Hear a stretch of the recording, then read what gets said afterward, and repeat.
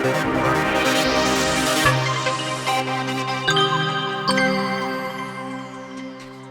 going on, everyone? Welcome back to another Monday Scale News Update. Filming late on a Sunday night. Was out at Wild West Motorsports Park all day for the Supercrawl 2018 event, which was a blast. Got some decent footage. Hopefully, gonna try and put some of that together, show you guys a little bit of the full-size crawling that we got to witness this weekend. But let's jump into this week's topics relating to the Scale RC world. First thing to talk about is that it looks like a lot of the Axial models on their website are showing as either discontinued or taken off there, turned to legacy, whatever. For example, almost all of the Axial Yeti versions are gone except the original Yeti Ready to Run.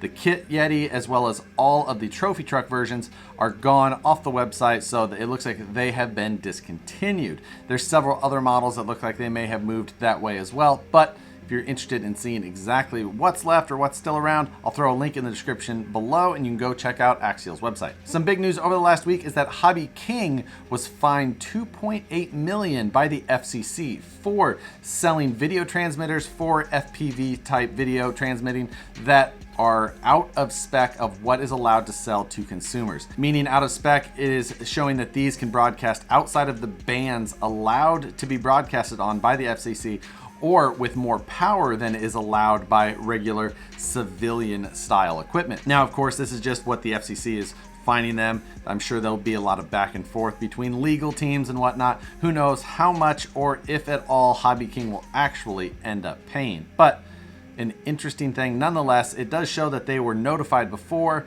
and then did nothing about it and were finally fined this sum of over $2.8 million. JConcepts released a new Megatruck style body called the Bog Hog. Pretty cool looking body modeled after a full-size Megatruck. I do really like Megatrucks, no matter how much I hate mud. So it is always cool to see Megatruck specific style stuff like the JConcepts wheels and tires that they came out with, as well, and some of their other bodies. But yet another option for those of you guys who are interested in building Megatrucks. I'll put a link to that new body in the description below. The biggest news over the last week was definitely the release from Traxxas of the new TRX4 Sport. Now, this is a TRX4 with a lot of the gimmicky stuff removed. No 2-speed, no selectable lockers in the axle. It's just bare bones, but with the portals still. They did not remove the portals. They're leaving that feature on there. And then they just threw a generic body on it. Now, I'll say that the body is definitely my least favorite part about it. It does look a little red cat-ish. There is a bunch of optional parts that they are looking to add to it that, you know, sand ladders and rotopack type stuff with a rear bed rack. You can try and dress it up a little bit, but in the end, that body just still doesn't look that great. But the big thing is that you can buy this truck for $329 or $339 street price and take that body off and throw another much better looking body on, and you have a really affordable TRX4. And that is definitely the style of TRX4 that I would rather have myself.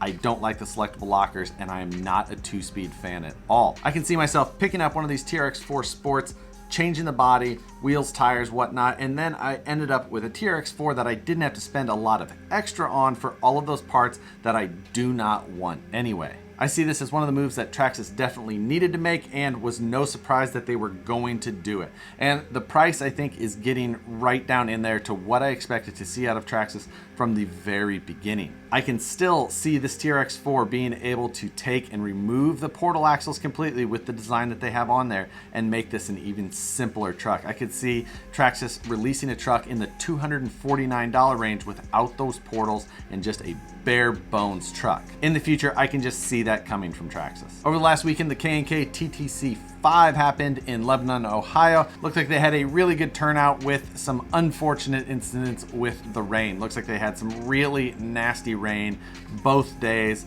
which again, that's always unfortunate for an event. I've been to a lot of events that had that, and it definitely can put a damper on your time, but you just got to power through. Overall, the whole event had interesting courses with unique features and a great turnout. Looks like everyone had a lot of fun. Dan and Matt Kep both had their VS410s there, so a lot of people got to have a first-hand look at them who hadn't seen them before. Speaking of the VS410, this coming week, I'm going to start doing my videos on that truck specifically. Going to do a lot of individual how-to style videos on it to help people who have any questions with building, or if you really want to get an in-depth look. I'll also have some more overview style videos coming on it as well. But with that, guys, that's all I have for this week's Scale News. I hope you all have an awesome week. Like the video if you enjoyed it, subscribe if you're not already, and I'll see you next Monday for the next Scale News update.